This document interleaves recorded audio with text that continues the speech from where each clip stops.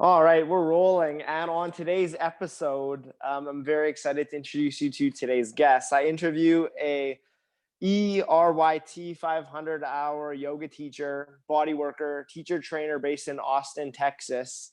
She specializes in teaching everything from adaptive yoga and yoga Nidra, restorative yoga, to more powerful Vinyasa flows and Ashtanga, and is currently a lead teacher trainer with East+West, a visionary yoga community and teacher training school. On today's episode of Welcome to the Winner Circle, Christine Anderson, welcome.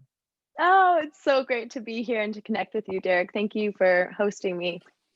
Yeah, absolutely. And you actually interviewed me like maybe, I don't know, a year ago or so when you used to Yeah, be I the think it was host like of 2 years Black ago, Swan right? Yoga Something. podcast. Yeah, Yeah, yeah. I don't So even know what it just feels full what circle. is It's time these amazing. days? Yeah, exactly. Exactly. What is time? What is time these days, right? So the world's a very strange, different place than when we last connected. And I like to try to keep this podcast very positive and uplifting. So let's focus on what's going right in your world right now. What do you love about your world right now, Christine? Beautiful. I've adapted pretty well with being at home. I truly love my jam is teacher training. And that's what I've been doing every month, is hosting teacher trainings. And it's been such an amazing gift because the company I work for is an international company. So I get the kind of the taste of traveling without leaving my space and hearing multiple perspectives of people all around the globe. And that just feeds my soul as we dive into really important conversations of self-development and inquiry and growth. And witnessing that is just, it's unprecedented. It's such a gift. Mm-hmm. So familiarize me a bit more with this East+West. Last time I've taken class with you, and I love your classes. It was with Black Swan Yoga, and you have since transitioned to this new company. So let's talk to me a bit about that and that transition. Yeah, I think that's kind of part of an element of my hero's journey. Um, but East West is an international company. They were hosting teacher trainings in Bali before COVID, and then since we switched to online. And interestingly enough, the founder of East West, him and I went to first grade together in elementary school, and we were best friends. And by middle school and high school, we kind of parted ways. And just in the beginning of this year in January, he reached out and was in town, somehow had my number. He came to a gong bath of mine and asked me what I was up to. I told him my love, what to teach teacher training, and lo and behold, he told me about his company. And it was just a very synergistic start from there. And here we are chatting about it. So life is mysterious, right?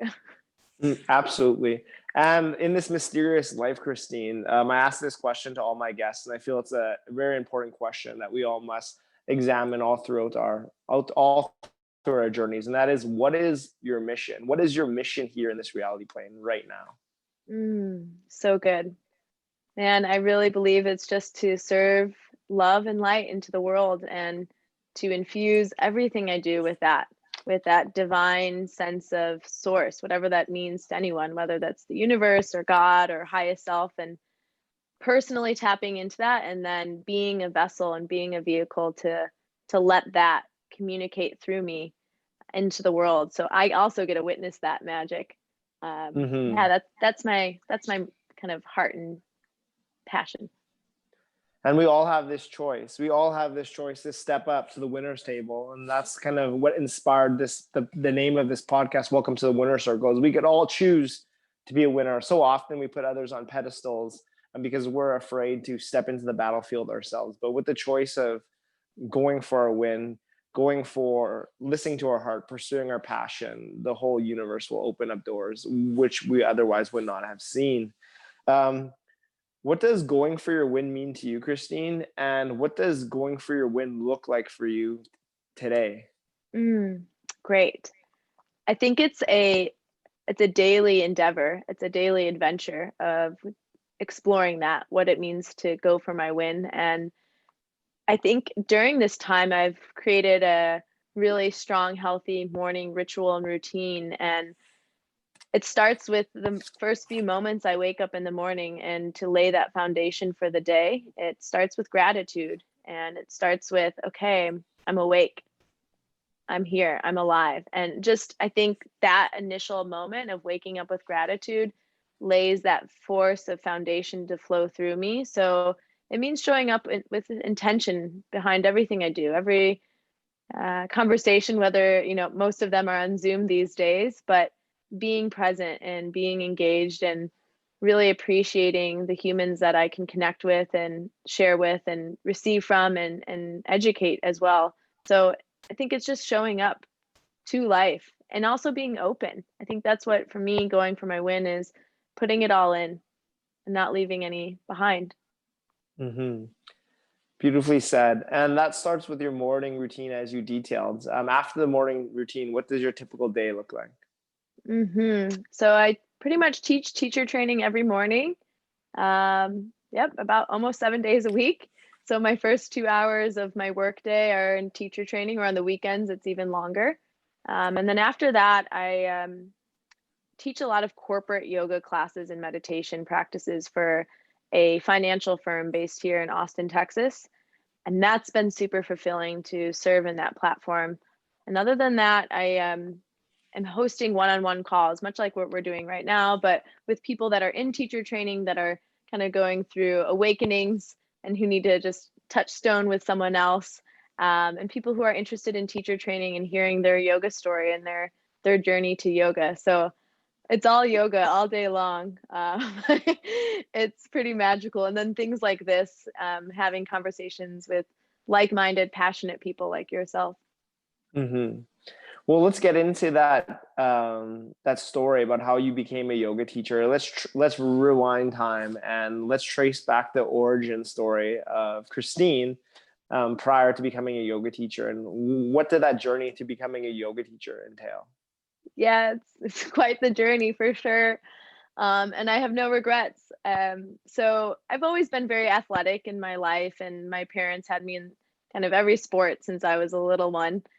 Um, and by high school, or actually even before that, by middle school, I became really curious, just what else was out there. And at that point in time, I had a lot of friends who had older siblings, and I started drinking at around 13. And I was pretty tiny. I ended up in the ER for drinking way too much. And that happened again in high school, just like a year and a half after that first initial time. And then the ER recommended my parents send me to an outpatient rehab. So it was at that point in time, I think I was 15 years old, that I was confronted with a lot of life, pretty young age, of just kind of waking up to what was happening and what was my reality. I was a straight A student, I was an athlete, and I was also an artist, and then exploring the party life. So I had many hats. And the first time I was in rehab, I started running and exploring more introspection. That was the first time in my life where I started thinking and being conscious of thinking. Then by the time I was 17, I was kind of going downhill. My parents took me out of school my senior year and sent me away to a rehab for 40 days. And that was, I would say, my first awakening. I was in this rehab facility with people who are withdrawing from heroin and cocaine and crack. And it was very eye-opening for me and quite terrifying to see my life perhaps end up in a situation like I was witnessing. So it paused me. And at that point in time, I had a Christ consciousness awakening, and I felt this presence of light and love that I've never really noticed before in my life. And at that point forward, things started shifting. I started exploring yoga. My mom took me to my first yoga class. Thanks, Mom. And I thank her to this day. I graduated early and from high school and dove right into college and studied art education. And during that chapter of life, I got drawn into a very strong Christian community. And I had gone to Turkey, Istanbul twice. I thought I was going to be a missionary and save the world. That was my endeavor. And I was also still doing yoga. I was still an art student, But the next turning point for me was when I started teaching on the south side of Chicago in my early 20s. And what I was witnessing in terms of the neighborhood that I was in was just devastating. The Chicago cops were in a like 5-block radius around the school with metal detectors, and gang violence and gun violence was every day talked about. And my yoga practice started suffering. I was working all the time. I was dreading Mondays and looking forward to Fridays. And this was yet another awakening for me of, what am I doing? I'm not serving these students as I want to with the modality of art and creativity, and I'm stripped empty. And I felt really down and depressed. I was lost. At that point, I heard about 2 couples who were moving to Austin, Texas. They were going to start a church, a small church. And I was like, I'll go. I'm done with this life in Chicago. I needed to close that chapter. And I got up and left and moved to Austin, where I met you. And right away, I found my way into the yoga world. And from that point forward, it just became more and more crystallized that this was the path for me. I helped start that church. And within a year, I had left, not on negative terms per se, but I really felt the call to invest my time and energy and passion into this path that felt like it was calling my name. And so I listened. Beautiful. So one thing I want to talk about in that story is you leaving Chicago and picking up and going to Austin. That stops a lot of people stop dead in their tracks at that point of the journey when they feel a calling to step into the unknown. But fear keeps us in our zones of safety, our known worlds, and progress just really slows after that. How did you garner the faith to step all in, leave all your known worlds, your family, your friends, your comforts, and just take a chance? Yeah, man, it was terrifying, and yet it felt necessary. There was no other option. I was so empty, and I remember at the end of that school year, I went on a run. I actually had a window of opportunity for myself, and I felt, wow, so free that didn't have to work. I wasn't grading anything. I didn't have to prepare. And I realized, man, I'm missing life. Like, life is going by. I'm not even showing up for these students fully because I'm overwhelmed with their pain and their emotions. And I'm such an empath. In my early 20s, I didn't have that strength to support them. And at that point in time, there was just no other option. I didn't even see another option. It was terrifying. But at the same time, I thought, what is to lose? My life was so empty. It felt so stressed and meaningless that at that point in time, I thought, why not? I'm still young. I can start over. And of course, I had to speak to myself in hopes that it would be okay. And also, I will say it was really special moving down to a new city with 2 other couples, and we moved into a house together, and it was such a gift to have that sense of community. And I think even though I had that community, I was always, I'll say, the fifth wheel because there was 2 couples, and I felt really alone. I felt like a lone wolf, and I didn't feel like I meshed completely with them. So in one sense, the community was helpful, but at the same time, I had to do that journey alone. Hmm. So that was another stepping into the unknown, is leaving that community. So you left your career in teaching and your known world in Chicago to create this new church in Austin with these 2 couples, and then you left that as well. So another trust of faith in the universe. And just talk me through that process, and then where did that lead to? How did that end Yeah. up with you becoming a yoga teacher at Black Swan? Yeah. So I found a studio in Austin called Yoga right when I moved down here. I knew that part of my soul was hungering, thirsty for it. Yeah. And I found this great community. And right away, it was like it just made so much sense. Why I rocked into that studio. I think I was working the front desk or something at this point in time, and um, I just felt connection, and I felt warmth and love and a synergy. It just felt aligned, and that's, I think, the thread that's been happening in my life is that you feel this shift into alignment. It feels uncomfortable, and then all of a sudden, there's a shift. And right when I started working there and practicing there, I started feeling more distant to those couples that I was living with and working with in that world. But I did give up a lot of financial security with my job, and also I just finished a 5-year program. I worked for a year, and then I felt like in some ways I was throwing it away. So it did feel like starting over.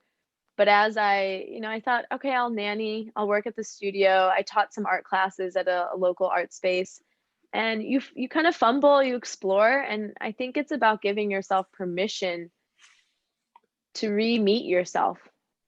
And that's what it was for me that first year. After I got the church kind of up and running, the moment I left, we were at a retreat with the church, and it was at the end of the year. It was kind of around December right now, yeah.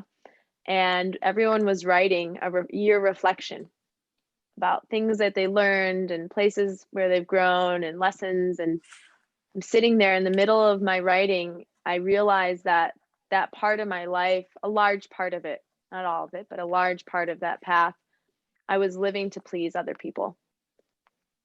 I literally stopped writing. I got up and I left. And that was kind of the end of that chapter. And I moved out. Wow. Yeah. And I was in teacher training at that point in time. And I just said goodbye. Mm-hmm.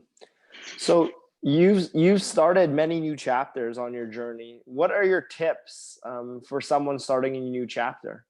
What are your tips for success and on that path, on that new beginning?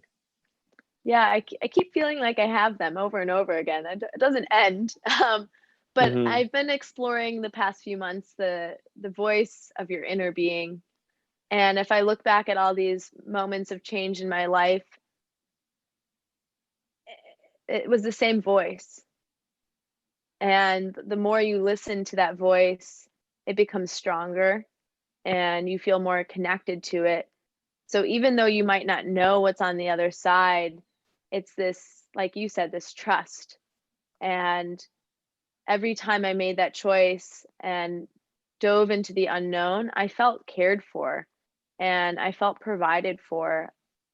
I'll also say that I've never let the I've never been in that fear mindset of not having enough financially. So even though I left those places of financial security, I told myself, I can't live like that. I don't want to live for this dollar amount. I'll make it work. I'll work odd jobs until things start to settle. And I think that's the biggest advice is listening to the inner being's voice. And part of that is slowing down and taking the time to actually listen and to hear, right, what's going on inside. And two, it's giving ourselves permission to play and to get messy and know that life is far from linear. Mm-hmm. So what is your inner voice speaking to you recently? I feel very aligned right now, and very blessed. And I have this mantra of I'm walking in alignment with divine abundance. And I really feel that, like even right now saying that, I feel it move through me. And I think that's the mystery of it. And I know that that concept of divinity or universe might not settle well with everyone, and I get that. But there is Mm. this force we can call, right, in Star Wars, right? The force is with you. And I feel that. And I think that's moving through each day with, a morning routine, intention, being mindful in your relationships, and having fun and not being so serious with life. I think all of that is play. I think the universe, we can tilt our head back and laugh with the universe, and we don't have to be so hard on ourselves for messing up, whatever that means. Mm-hmm. Usually it's the hardships and those harder lessons that are some of our greatest teachers. So let's talk about some of those lessons, some of those hardships. Let's talk about a couple of challenges that come to your mind that were really notable in your life and how you overcame them. Yeah. Well, I'll kind of go forward a little bit. So one really big challenge was, so I was working eventually with Black Swan Yoga and in Austin, and I was one of their lead teacher trainers. Super passionate about this work. I couldn't believe this was my dream job. I'm teaching teacher training. I'm talking about life and meaning and purpose and teaching yoga and meditation, and amazing. I just exuded joy. And then it all came to a halt. 2 summers ago, so 2.5 years ago, I came back from teaching a teacher training, and the carpet was pulled out underneath me, and I had lost my job. The next day I got back from this really incredible, magical trip. And that day, I remember it so clearly that my car was in the shop. I hadn't picked it up yet from being gone. So I had to take an Uber down to the office. I had a not so great feeling. I knew something was coming. It was that inner voice, like, oh God, I wanted to vomit, even just thinking about it. But I like that book you gave me, Don Miguel Ruiz and the Four Agreements. And I was exploring that in my mind, not making assumptions. Like, even though I knew that voice felt so strong, I said, okay, don't make an assumption. It was raining and it was cold and my job was taken. And then I had to kind of do that walk of shame. And then I had to get an Uber to go home in the rain. And oh, it was like a sword to my heart. It was very unexpected. And I felt like I lost everything. I had no idea what to do or what I was going to do. It was quite devastating. And there was grief, for sure. I've never felt that sorrow about any other job. That was, it was my family. And it felt like I was being ostracized, quite frankly, for reasons I really still to this day do not know. And yet now I appreciate and love that community. And I look back in hindsight, and strangely enough, that was a blessing in my life, because it moved me forward with where I am now in this company that I feel so in line with.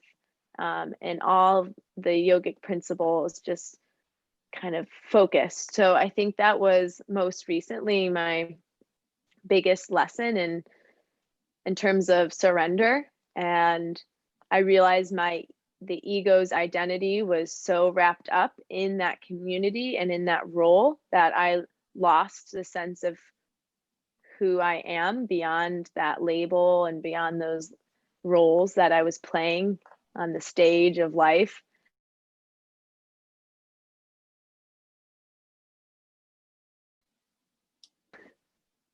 Oh, you just froze there for a second, but I think we're good now. Okay. You hear me? Okay. So I don't know exactly what you said. You cut out for a second, but Okay. I was really captivated on you talking about community. You've mentioned community a few times now, and you have built yourself a really strong community at Black Swan Yoga. And then, like you said, that was not only was your family torn away from you, but your community as well. How do you rebuild a new community? How did that process occur? Yeah. So luckily I was still friends with some of the teachers at Black Swan, and that was interesting because I remember one evening there was a bunch of women gathering, and I had this kind of moment outside of myself, and I looked around and I realized I was the only one that didn't teach there. And there was a small moment where I felt alone. and not part of it fully. And then I realized my inner being that that doesn't matter. Those labels and roles are just appeasing the ego, and that these people were still with me and I was still connected with them. And to this day, I still have great connection with several of the teachers from Black Swan, and it doesn't have to exist within a name or a brand. It's about the people and the connection that you're actually having, and the people find you, and you find your people in ways when you're open and trusting, and they'll come, and it's okay. Mm-hmm. And at East West, the community is a huge part of that group, of that community, I guess. Yeah. So talk to me about connecting with a community digitally versus your habit of connecting with people in person.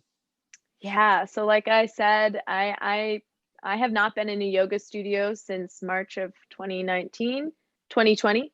Mm-hmm. And now we're here in December. And if someone told me that I would be working full time on through Zoom, generally I'm on Zoom probably 7 to 8 hours a day, Mm-hmm. I would have laughed. And it's interesting you asked this question because the other day my sister had asked, "How are you doing? Like being alone and not around as many people as you once were." And I laughed and I said, "Actually, I'm around more people than I was before. I'm interacting with way more people." And we can choose how that interaction goes and how much intention is in there, and vulnerability and openness and authenticity. And I feel that through the Zoom screen so much. I mean, I've people cry and have breakthroughs and, are sharing so openly. And I'm not sure if that's part of the situation of COVID and people feeling more isolated and things of this sort, but if we're willing to open up and hold space that feels safe and inclusive and accessible, it doesn't matter if it's on a screen or if it's in person. There's the human psyche is still longing for that connection, and I very much feel it every single day with my work. Mm-hmm. So what could the world use a little bit more of right now? Hmm. I think play. Mm-hmm. I think we take ourselves too seriously. We take life too seriously. Whether that's just turning some music on and having yourself a dance party, or, you know, that's a big one for me. Like if I have a long day, I'm just like, I'm just gonna dork out and dance, and it feels good and it liberates the body. We, especially being inside, I think we're perhaps becoming more stagnant or sedentary, and movement is medicine, like you and I both know. Whether that's yoga or fitness or a run or cycling, whatever that is, I think that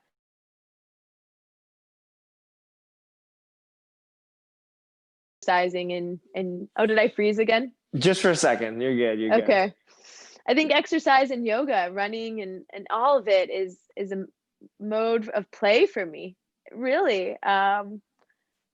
And I intentionally choose to see it that way. So I think that makes life a little bit lighter and not as Mm-hmm. heavy. Mm-hmm.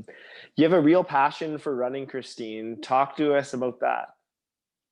Yeah, I do. I'm not like a runner per se in terms of marathons and things like that, but running has been a great way for me to meditate and maybe not meditate is the great word, but to think, um, and to contemplate. Uh, I've been doing it since I've been, 16, or around 15, 16 years old, from the first time that my parents sent me to an outpatient rehab. And that's where I started realizing, oh, I'm thinking about thinking. And so it stayed with me all these years, and I don't see it leaving. I pretty much run every day, a few miles, and I don't care about how long or how fast at this point. There was definitely times that was important, um, but I feel the benefits in my brain and my mind and my heart. Um, so much, so deeply. Hmm.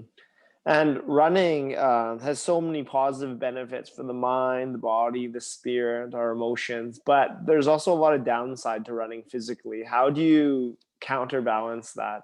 What is your self-care practice that you use to keep you able to run daily? Yeah, great. Yeah, it can be hard on the joints for sure. So, importantly, shoes. I used to run in Nikes. They're great, but I run in Newton running shoes. They have like a drop, so you kind of run more mid-strike. That's definitely helped. And I still do durability exercises that we both have learned from On It. I incorporate that. And also within my yoga practice, just keeping the fascia, the tendons, the joints healthy, supple, strong.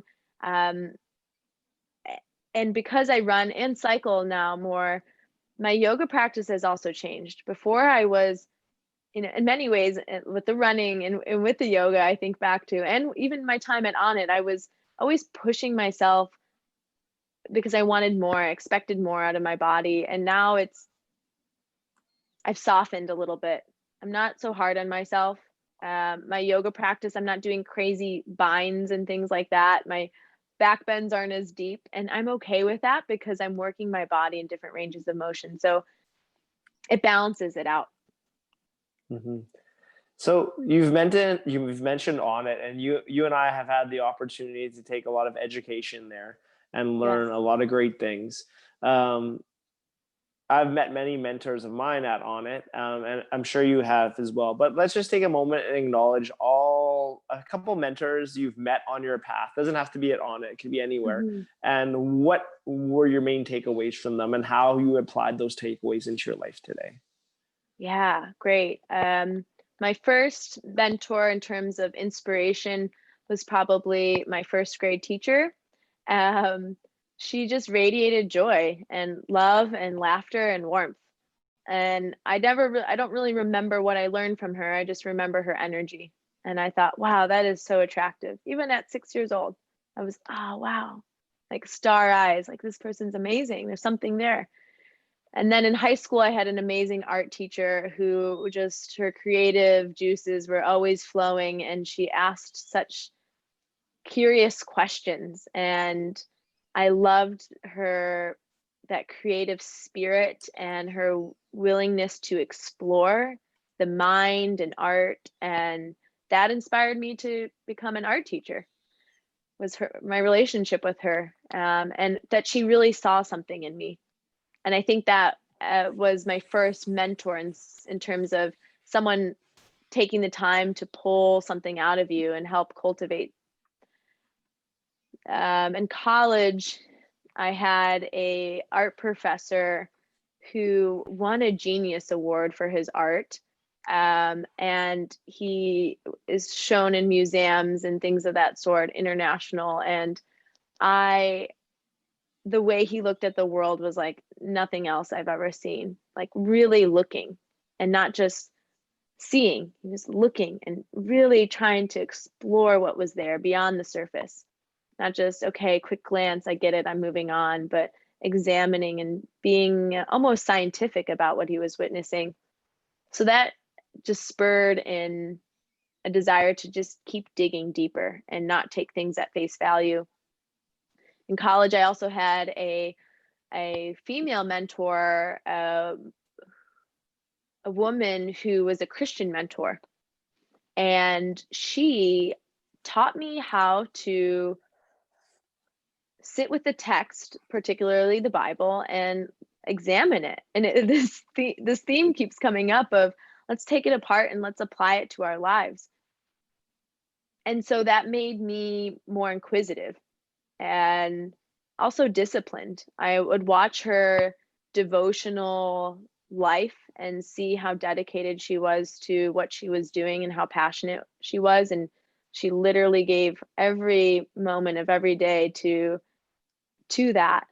And that was so beautiful that she was so selfless. Then coming to Austin, my first 200 hour, my teacher in my 200 hour, she's the one who inspired me to be a teacher from day one. Just her presence and her power and her focus and her awareness of what was happening and her clarity. All these people are no longer here in terms of in Austin or even in this plane of the globe. But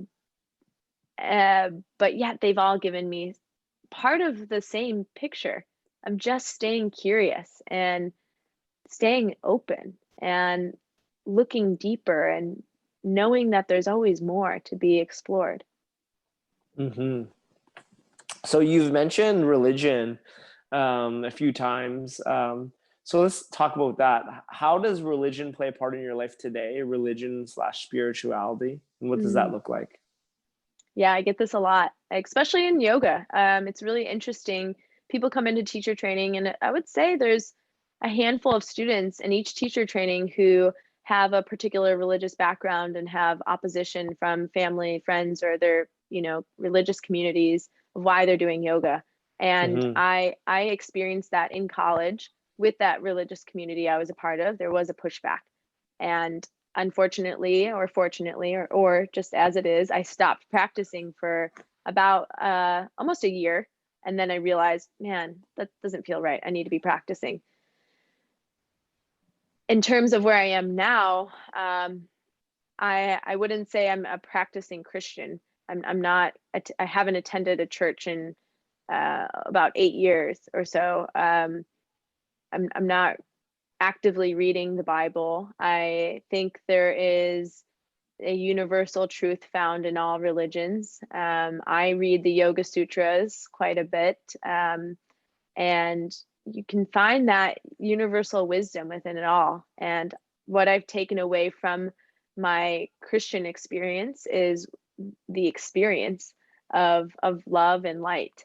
And I really believe in what we say in Namaste in yoga is I see the love and light in you, and I recognize the love and light in me, and the same as in you. And that really is where I stand today. I can also say Buddha consciousness. There are these examples, whether real or imagined, whatever we want to say, that have been role models for us in life, where lessons are taught to love our neighbor as ourself and to see one another with that same compassion of I'm you and you are me, and we're just you're an embodiment of the universe as am I. And so there should be a mutual respect and compassion for one another, regardless of beliefs, political values, or regular values. We're all human beings. And my greatest understanding is we are divine beings having a human experience. Mm-hmm. Divine beings having a human experience. I really enjoy that. So we mentioned love a few times throughout all your journeys, your travels, your adventures. What have you learned about love? What does love mean to you? Yeah, I think there's different types of love.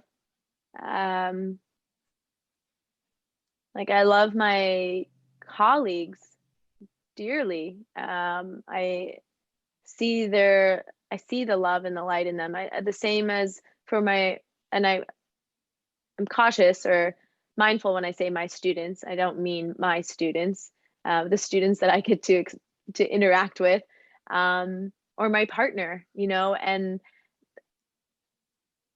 it's such a gift. And I think it goes back to, it's also mysterious. What is love and how do we experience that? And I think there is, love can be scary for some people because there's a sense of vulnerability, of sharing oneself honestly and openly with a sense of rawness. Love is that, and is letting that person or people into your inner world of this is who I am, and not shying away from letting that sense of compassion in or out. That's a great definition. That's a great. I like what you think of love.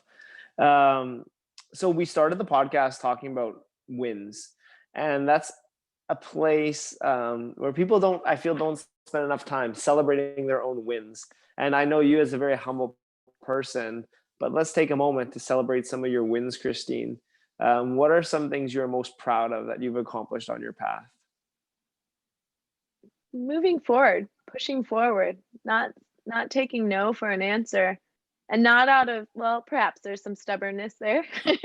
I can be spicy. But I think my greatest win is my perseverance, and not giving up. And that whole analogy of it's a marathon, not a sprint. Life is that. And I know that all of us have had trials and tribulations and pushbacks and setbacks. And like you said earlier on, they can stop people in their tracks from growing and expanding. And, you know, I'm really proud of my educational pursuits and accomplishments, of course, but it really is that sense of perseverance. And at this juncture in life, with all that I've shared with you, I think the biggest thing is trust. Is I know that sounds very esoteric, but I really trust the universe more and more every day. Mhm. And in terms of like physical accomplishments, I feel very grateful for the teachers ahead of me that have poured knowledge and passion into my life that created that curiosity for me to keep learning, especially in the world of yoga and fitness and movement and that desire to learn. I think that's an accomplishment, is just desire to keep learning and to keep growing and expanding myself. And I think that's where I'm seeing myself. Before it was a very physical pursuit of accomplishments, of how far I can go, how fast, how much can I lift with this tiny little body, things like that. And now it's more internal, of heart and love, and how much can I show up, and mentally, how much can I expand my mind, and consciously, how can I connect better with the world around me. Hmm. And through all the triumphs and tribulations, what has been the greatest lesson you've learned on your path that you'd like to share with our listeners, with your students? What is your biggest takeaway so far? It's a quote from my teacher, who got it from her teacher, and I still hold on to it from that day until now. But it makes so much sense. And the quote is, "You are the point the universe is trying to make." And I sat with that for like a year, contemplating that, and then eventually it clicked. Of, oh, like, life, my life, your life, all of our lives is the point that the universe is expressing itself as. And so I think that is where I can trust it, and trust that the hardship is there for a reason, and trust that the success is there for a reason, or the whimsy or the unknown, because it's all trying to make a point through us. Hmm. And that's Hmm. and that's empowering and magical and humbling, all in the same. Hmm. So we've mentioned that hero stuck at that crossing, and they're afraid. They feel that fear, and it's holding them back. I want you to visualize one of those heroes in your mind right now, stuck at that crossroads of should and must. Mm-hmm. And what would you whisper in their ear to give them the courage to step forth? Trust. And I know it seems so simple, but yet so inaccessible.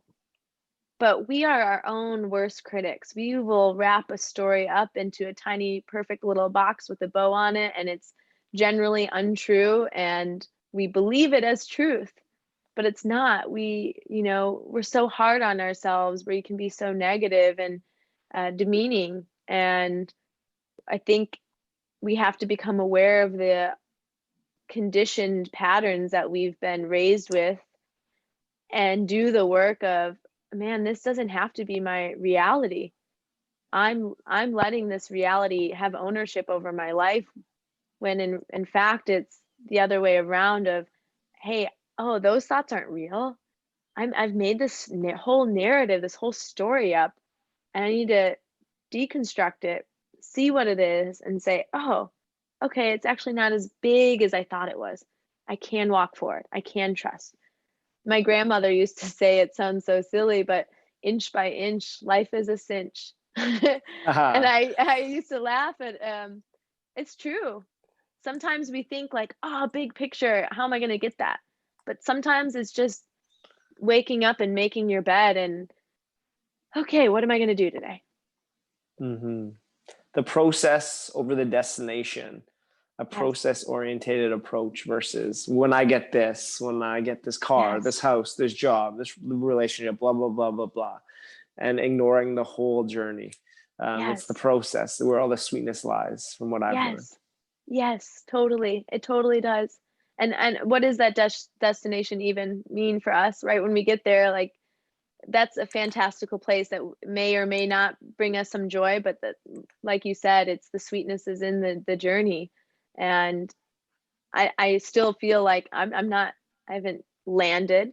I feel like I'm still going through that journey, and I always seek to stay in that humble mindset of, I'm on the journey. What's Mm-hmm. today have in store for me? I have no idea. All right. So as we close this interview, I want to be respectful of your time. There's a couple of questions that I ask all guests. So Cool. I'll bring these to you. So the first question, in 3 words or less, how will you describe the experience you are having on this earth?